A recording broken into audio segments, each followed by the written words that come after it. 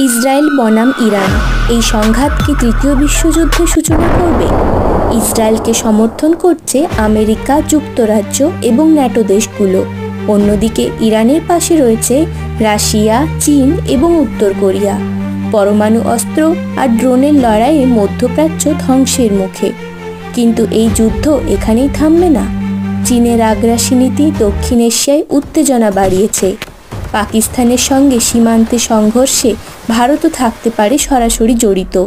ভারত কি নিরপেক্ষ থাকতে পারবে, নাকি বাধ্য হবে যুদ্ধের ময়দানে নামতে? এদিকে সাইবার হামলা এবং এআই চালিত অস্ত্র এই যুদ্ধকে করে তুলবে আরও বিধ্বংসী। তৃতীয় বিশ্বযুদ্ধ কি মানবজাতির অস্তিত্বের শেষ অধ্যায় হবে?